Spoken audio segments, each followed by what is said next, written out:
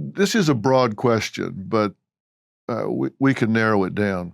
Is it possible that we suffer because we have non-problem solvers assigned to solving problems? Yeah. We have people that are tasked with solving economic problems, health problems, whatever, whose real objective is not to solve the problem at all, but to proliferate the problem because they think if I solve this problem, I'm out of a job. If I solve this problem, then government shrinks. If I solve this problem, then my importance, my budget, my empire building gets threatened. And so we have people in charge of solving problems who really are not motivated to solve the problem. Yeah. So I think there's three layers of that. First of all, 100% agree. So number one, I started a group called Wolfpack to get money out of politics back in 2011, wolf-pack.com. So now what I told those guys is this has to be temporary, because if we make it our profession to get money out of politics, then our livelihood depends on us never solving that problem, right?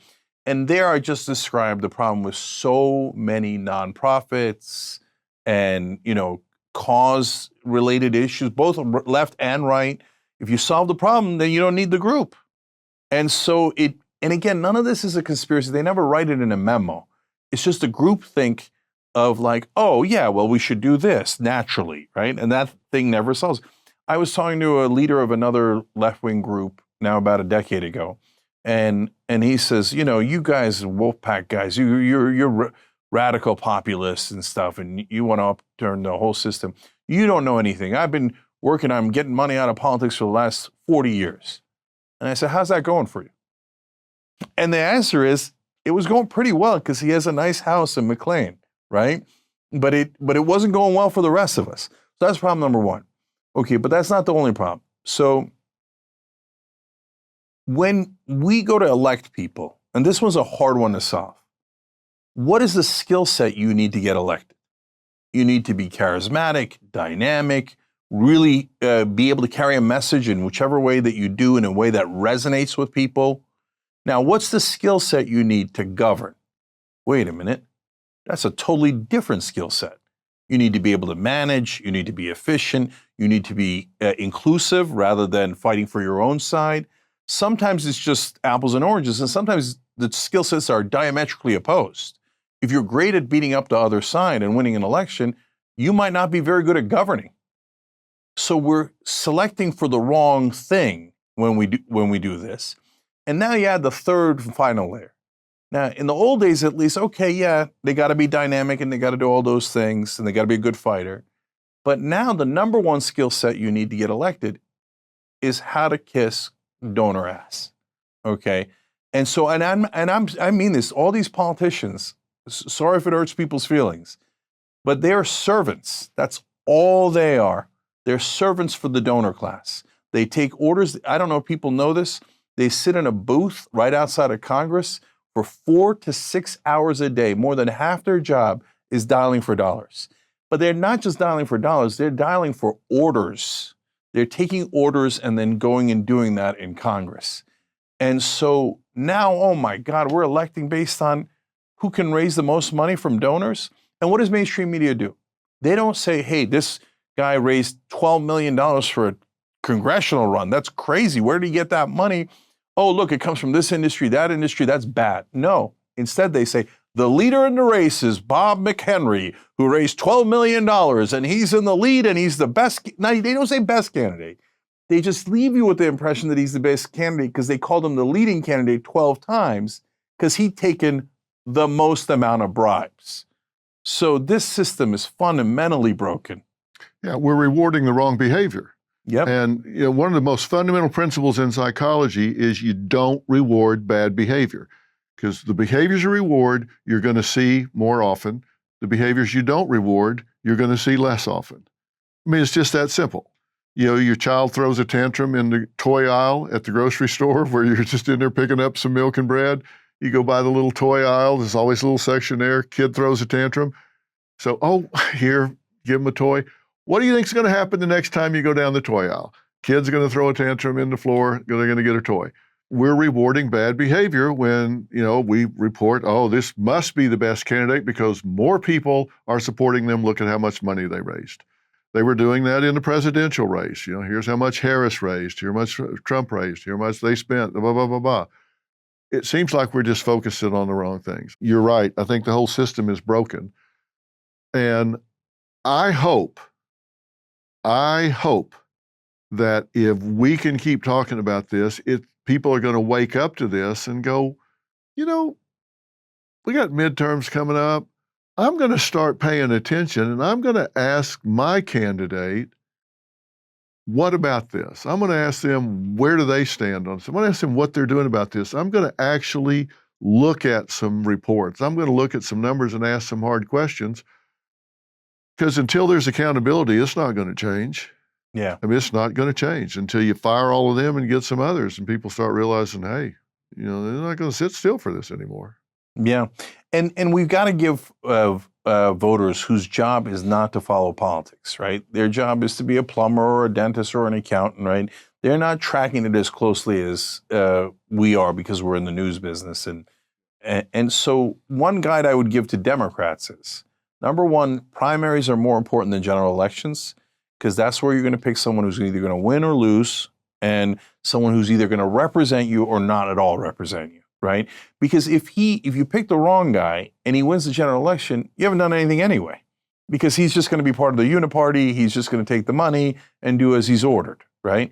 So primaries are super important. Mainstream media will tell you the opposite. They'll tell you primaries are bad. That's where you waste money and you should save it for the general election. You'll hear all these talking points, right? Number two is, and this is actually, I said it for the Democrats, actually it's for both sides. Don't pick the guy taking corporate PAC money. And here I'll give you an example from the right wing, Josh Hawley. And even Matt Gaetz, for all of his foibles in his personal life, he stopped taking corporate PAC money and so did Josh Hawley. What's the first thing they did? Anti-corruption bills. There you go. Okay? Because then now they're not hooked on the money. Not only are they not hooked on the money, now they got a competitive disadvantage they got to get rid of.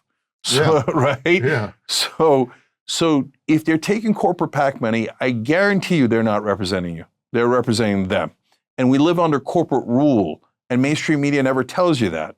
We got to get these shackles off of us. We got to get back to freedom.